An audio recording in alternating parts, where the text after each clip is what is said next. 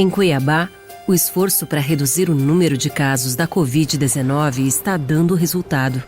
A população está cada vez mais consciente e já não há filas para leitos de UTI exclusivos para a doença. Uma vitória importante de quem está à frente da batalha e de todos os cidadãos. Com as ações de enfrentamento e os reforços na saúde, os casos de Covid-19 já estão diminuindo. Façam a sua parte. Passamos pelo momento mais difícil, mas sem vacina, ainda temos um longo caminho pela frente. O coronavírus mata. Usar máscara, higienizar as mãos e respeitar o distanciamento é mostrar que você se importa com sua vida e a vida dos outros. Mais do que um gesto de solidariedade, usar máscara é obrigação. Converse com seus familiares, amigos, vizinhos. Defenda essa ideia nas redes sociais. Prefeitura de Cuiabá.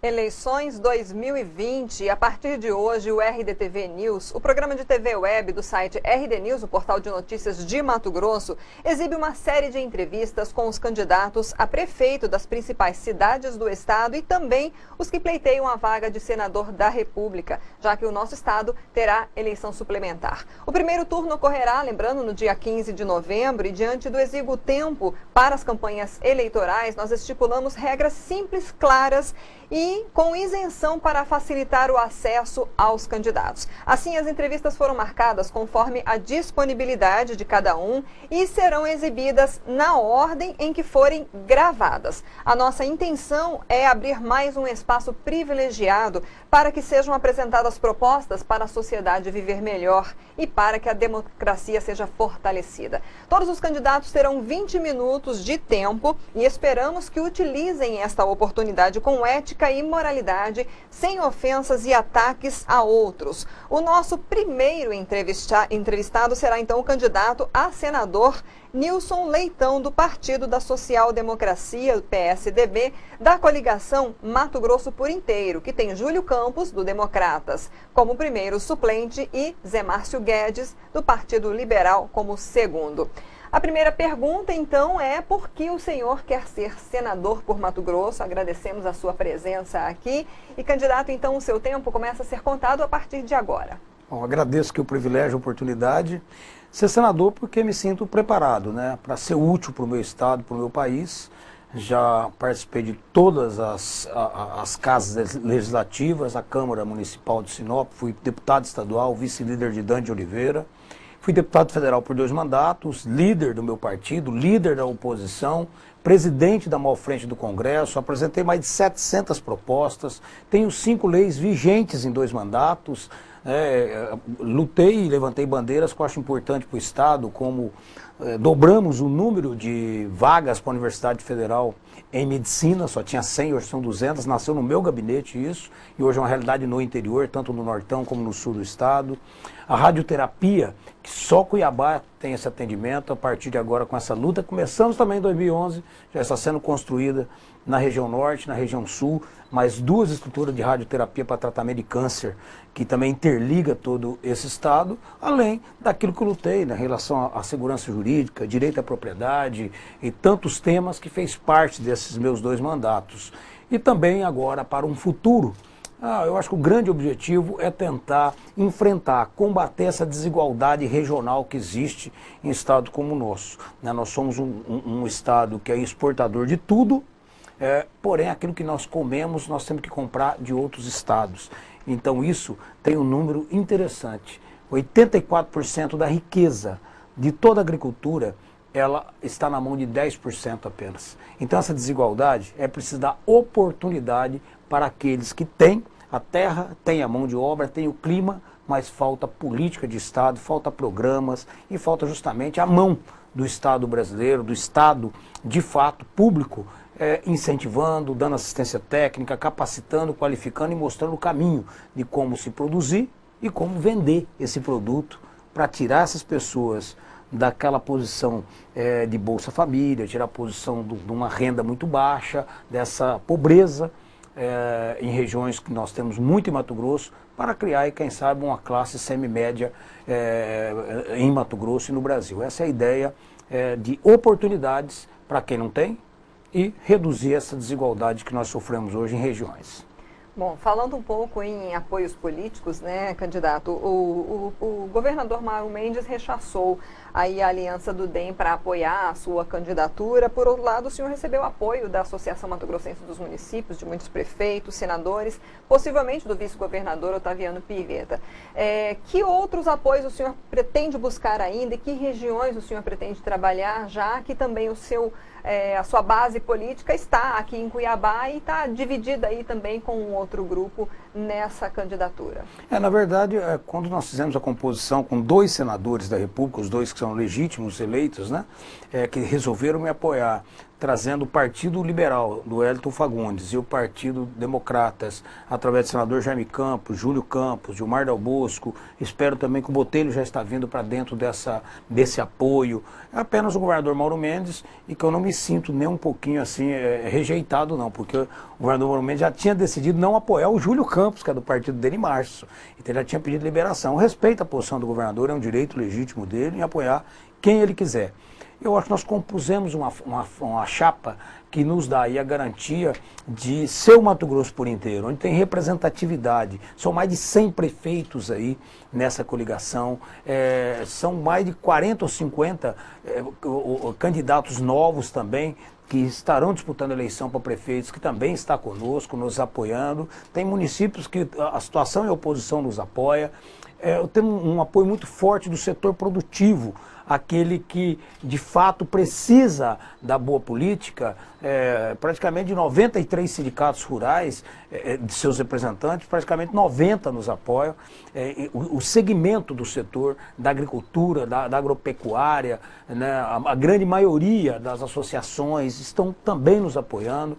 O presidente da MM, o presidente da Associação dos Vereadores. Quer dizer, tem muita gente que está aí nos apoiando. E é claro que o outro apoio maior que tudo é o do povo. Esse nós vamos conquistar com projetos, com mensagem, com aquilo que de fato venha convencer o eleitor a participar da nossa caminhada e, acima de tudo, do que nós desejamos para o Mato Grosso.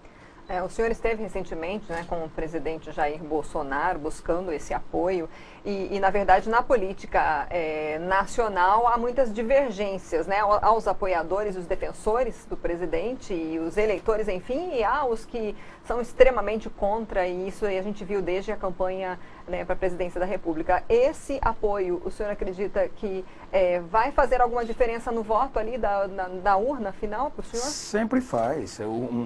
Hoje o presidente Bolsonaro goza de um prestígio enorme, é inegável isso, né? Em Mato Grosso, talvez o estado que mais tem esse índice de popularidade do presidente Bolsonaro. Sempre é bom ter o apoio, né? Eu tenho uma relação pessoal com ele.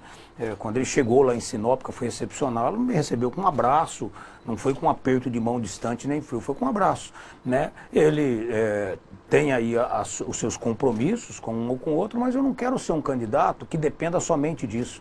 Eu quero também o apoio, mas eu tenho que ter meus outros ingredientes. Eu não posso ser um candidato, ser candidato a senador apenas porque tem o apoio de alguém, mesmo que seja alguém tão importante como o presidente. Eu acho que é excelente o apoio, mas eu preciso dar a minha contrapartida. Muito mais preocupado em ter esse impulso, me preocupa muito mais, e aliás até me deixa mais tranquilo, de poder apoiar o Brasil que nós queremos. O que eu apresentei no Congresso Nacional nos meus 8 anos de mandato, as bandeiras que eu levantei, os enfrentamentos que eu fiz, né, eu liderei o impeachment, né, eu fui líder da oposição no momento em que o PT tinha 80% de aprovação no Brasil. E eu fui o líder dessa oposição de 86 deputados. Então eu não preciso me rotular por uma campanha eleitoral. Eu sou aquilo que eu já era. A minha cara é a mesma, as minhas defesas são as mesmas. E o que eu acredito continua sendo a mesma coisa. Falando em atividade também política, o senhor, quando deputado federal, defendeu aí a redução de gastos dos deputados estaduais, inclusive o número de parlamentares nos estados, né? Isso se tornou aí uma proposta de emenda constitucional em tramitação ainda, mas o que falta para ser aprovada essa PEC? Ela vai sair? É engraçado, né? Em 2018, praticamente todo mundo falava em redução da máquina pública. Era um discurso que todo mundo fazia. Eu não fiz o discurso, eu apresentei a proposta de emenda à Constituição, reduzindo de 513 deputados para 398. reduzindo de 81 senadores para 54 e reduzindo de 1.200 deputados estaduais para 800. São 5 bilhões de economia em 4 anos de mandato, num mandato, né? Essa PEC precisa de 170 assinaturas para andar, 171, tinha mais de 200 assinaturas, ela foi protocolada, começou a tramitar e ninguém abraçou a causa. Está lá parado, eu não estou lá. Mas chegando lá não tenha dúvida. É um filho meu, né? Foi uma ideia, uma proposta que já está andando, vai ser uma das minhas lutas, fazer com que isso seja aprovado o mais rápido possível. A PEC ela tem uma vantagem de não precisar de sanção presidencial, ela é promulgada, passando pela Câmara, pelo Senado, ela é promulgada e está valendo a mudança da regra, e a partir daí, dentro dessa cronologia do tempo, reduzir essa quantidade. Né? Apenas para poder explicar no que é baseado nisso, você tem um país como o Brasil, que tem 100 milhões de habitantes a menos que os Estados Unidos. Os Estados Unidos tem 465 deputados. Aqui nós temos 513, é possível ter 395. Então você vai continuar a reduzir isso e depois passar isso para a redução dos custos do judiciário, do executivo, porque se não sobrar dinheiro, não vai ter dinheiro para investimento. A única saída que estão buscando é aumento de imposto. Isso não dá mais para o Brasil. O Brasil não pode, não cabe ao brasileiro mais pagar mais imposto. Então tem que reduzir o imposto e reduzir o tamanho da máquina, cortar o tamanho desse peso enorme que é a máquina pública brasileira. Mas o senhor acredita que essa proposta ela pode vir a ter força no Congresso Nacional para ser aprovada mesmo? Eu acredito. Isso seria Câmara, até popularmente... mas a Câmara Federal, ela tá insalubre, porque não cabe 513 deputados dentro daquele plenário. Eu fui deputado, não cabe, ninguém consegue sentar. Aquele plenário foi feito para ter menos que isso, para ter 390. Então tem que voltar, não vai reduzir a democracia, não vai cortar nada e não vai ser para o mandato que vai estaria para o próximo. Então quem vai disputar igual, só com menos vagas e obviamente vai ter a mesma representatividade. É isso que precisa entender, que essa proporcionalidade vai representar igual. Onde que não precisa de proporcionalidade, precisa de isonomia? No Senado. Então lá vai diminuir de 3 para 2 como era antigamente. Que aí criaram a figura de um senador biônico e assim por diante para ter o terceiro. Mas os Estados Unidos têm 2 senadores. Um país bem maior que o nosso, com 3 orçamentos maior que o nosso, é possível ter essa isonomia com 2 e não com 3. Bom, candidato, existem alguns pontos polêmicos que o senhor pode vir a enfrentar e a ter que votar no Congresso Nacional e que às vezes pautam, em especial, muitos grupos, né, defensores, enfim, da vida, direitos humanos, grupos religiosos, e a gente tem uma proposta aqui que é saber o seu voto sem muitos porquês, muitas explicações. Nós temos já 10 minutos de entrevista, faltam ainda 10, mas a gente queria saber do senhor o seguinte: se o senhor tiver que votar no Congresso Nacional por estas questões, eu queria que o senhor respondesse apenas se o senhor é a favor ou contra, ok? Sem explicar por quê. Legalização do aborto, a favor ou contra? Sou contra. Liberação da maconha para lazer. Contra. Liberação do porte de armas para o cidadão. A favor. Redução da maioridade penal. A favor. Aprovação da corrupção como crime hediondo. A favor. Um desses pontos, se o senhor quiser escolher para defender nesta questão? Eu acredito, eu tenho, minhas posições foram bem claras em todas essas aí, eu não tenho nenhuma dificuldade em fazer isso. Mas eu acredito que, principalmente na questão da redução da maioridade penal, que é uma polêmica, é algo a favor da criança e do adolescente. O Brasil perdeu essa guerra. Perdeu essa guerra, chegou em alguns anos em que nós tínhamos 10 boletins de ocorrência, 7 eram de menores, utilizados por traficantes, utilizados pela bandidagem. Nós temos que proteger o nosso menor. O melhor jeito de proteger é não deixar o bandido utilizar ele achando que ele vai ficar impune por conta da idade dele. Meu filho mais velho tem 15 anos, ele sabe muito bem que é certo e que é errado. Um menino de 15 anos, se estuprar uma menina, se cometer um crime, um assassinato, ele tem sim que responder, ele tem que ser recuperado, o Estado brasileiro tem que dar recuperação a ele. Agora, o que o Estado brasileiro fez? Não deixou essa criança trabalhar, com uma legislação dizendo que tinha que proteger essa criança, não deixou de trabalhar em nenhum setor. Não estou dizendo aqui na carvoaria, eu trabalho em trabalho escravo, não. Estou dizendo essa criança trabalhar até com o pai, às vezes, de uma propriedade, como eu trabalhei com meu pai, e você também deve ter trabalhado, com 13, 14 anos, mas não deu o aparato necessário para que essa criança tivesse uma capacitação, um curso de profissionalização, e essa criança, às vezes, ficou dentro do seu bairro, nas mãos de bandido, porque às vezes a mãe estava trabalhando fora, ou o pai, ou não tinha nem pai, e assim por diante. Então a redução da maioridade penal, ela precisa existir. Os países mais desenvolvidos já nem colocam mais idade. Ele penaliza pelo crime, e não mais pela idade. É necessário recuperar nossas crianças. O Brasil, ele perdeu essa guerra. O Brasil perdeu a guerra com a nossa criança, com a nossa juventude. Por isso que somos o maior consumidor de crack e cocaína do mundo. Do mundo. Então, não é justo, nós não produzimos aqui. Então, precisa-se tomar uma atitude drástica, radical, para salvar a futura geração do Brasil.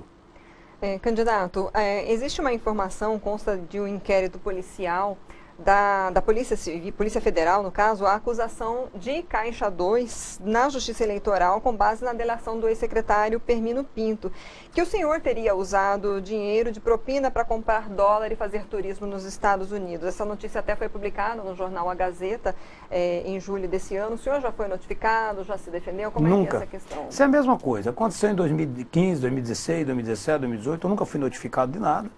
As primeiras investigações eram para outros temas, esses temas vão caindo por terra, não devo nada disso, não tenho nenhum problema em responder esse assunto, não tenho uma ação criminal contra meu nome, sou ficha limpa, e se tiver que responder alguma coisa tem que me convocar, tem que me intimar, tem que me colocar isso. Agora só aparece em campanha eleitoral, é impressionante. Começou a campanha eleitoral, começa a acontecer tudo isso. O que é fato é que eu não tenho nenhum envolvimento. Tentaram me envolver primeiro na Rêmora. Aí agora sacramentou que eu não tenho nada a ver com a Rêmora. Não tem nenhuma ação em relação a isso. Ah, não acharam nada ali? Ah, então vamos falar que tem Caixa 2? Nunca tive Caixa 2, sempre abominei Caixa 2, sempre acusei os outros de Caixa 2 e não usei Caixa 2 para minha campanha. Quem fez essa acusação fez de forma leviana. O senhor tem conhecimento de quem teria feito, além da delação do secretário? Não, é só essa que tem, porque eu soube pelo jornal, igual você soube. Uhum. Bom, falando um pouco também de atuação de política tributária, o senhor falou um pouco aí inicialmente de questões aqui do Estado, da importância, né, de se investir em Mato Grosso. Há uma busca aí por alguns setores pela tributação do agro e, por outro lado, pela redução de impostos, né, em especial o ICMS. Estando no Congresso Nacional, qual vai ser a sua bandeira nesse sentido, já que também a reforma tributária está em suspense em nível nacional, vai entrar numa segunda fase, enfim? Eu sou contra qualquer tipo de aumento de imposto, qualquer tipo. O Brasil já tem uma carga enorme, nós temos 36 impostos para pagar. Os municípios que têm agronegócio são os municípios com maior índice de DH, a maior geração de emprego, a maior distribuição de renda, está justamente nesses municípios onde a agricultura entrou e fez a diferença. O Mato Grosso teve a diferença, graças ao olhar de Dante de Oliveira lá atrás, que fez todo um aparato de políticas públicas para incentivar, né? Uma burrice pensar que se pagar mais imposto melhora a vida dos outros. É claro que não. Quanto mais a iniciativa privada diminuir, for desonerado, essa empresa aqui que você trabalha, se cortar pela metade o imposto que se paga, vai conseguir contratar mais uma pessoa, mais duas. E não tem programa melhor do mundo para dar dignidade e dar resultado do que o emprego. Então você dá ao empresário, seja ele produtor, seja ele agricultor, seja ele comerciante, industrial, você dá a ele mais carga para o governo ficar com esse dinheiro, é mais burocracia para prestar o serviço, menos eficiência, menos emprego e mais pobreza. O Brasil, ele só pode discutir uma coisa em relação à reforma tributária: a simplificação, a desburocratização da reforma tributária. Ela precisa diminuir tudo isso, diminuir a quantidade de papel em cima da mesa do empresário, para que ele possa saber o que ele está pagando, e com isso ele vai ter mais eficiência, vai ter menos sonegação e ele vai conseguir ajudar o Brasil. O Brasil não pode mais querer ser sócio do empresário. Não estou falando aqui do grande não, é do pequeno, do médio. Não dá mais, ninguém aguenta mais pagar imposto nessa quantidade. Antes dos 2 últimos minutos para as considerações finais, candidato, nós estamos no meio de uma pandemia, já houve muita necessidade de investimento de recursos nos estados. O que o senhor espera para 2021, nesse sentido, em relação à saúde? Em relação à saúde, o que o Brasil aprendeu, né? Nós precisamos rever, e vai ser uma das minhas bandeiras, rever essa tabela do SUS. Não é possível mais você pagar R$12 por uma consulta, R$500 para ter um parto, enquanto um particular vai cobrar 5 mil. A gente precisa de bons médicos para a área pública e o pobre tem que ser tratado com eficiência como é tratado o rico. Então precisa ser revista alguma coisa.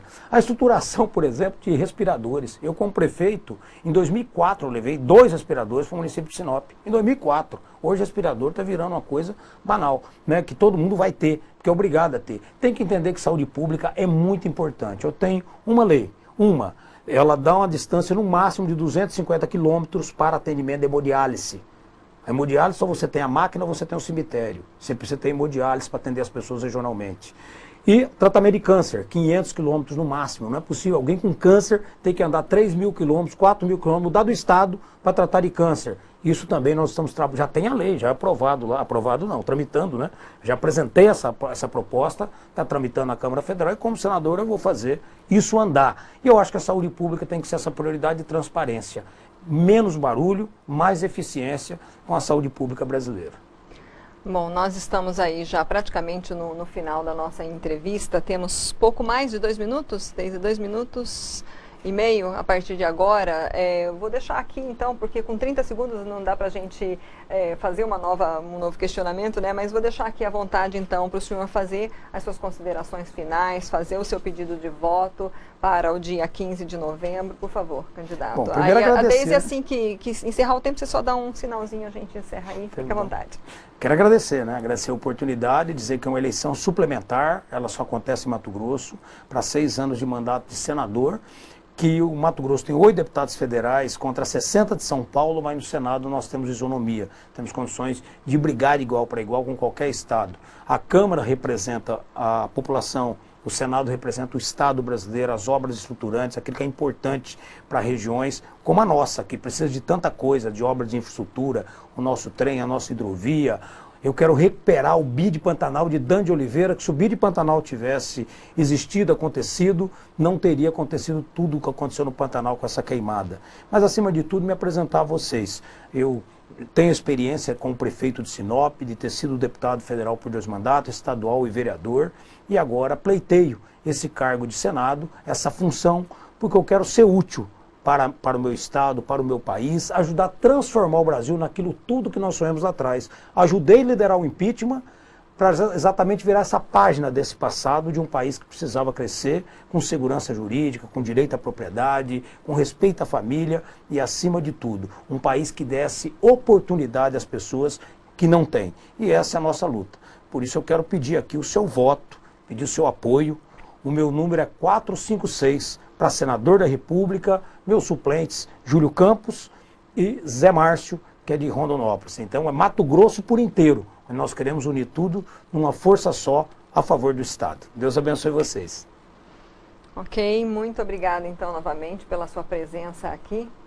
E nós então exibimos hoje a nossa primeira entrevista da série Eleições 2020 aqui no RDTV com o candidato ao Senado, Nilson Leitão, do Partido da Social Democracia, o PSDB. E essa entrevista então ficará em destaque no RDTV, no site RD News, até amanhã, quando será substituída por outro candidato ou outro entrevistado na falta deste. Também estará à disposição no canal RDTV News no YouTube. Até a próxima.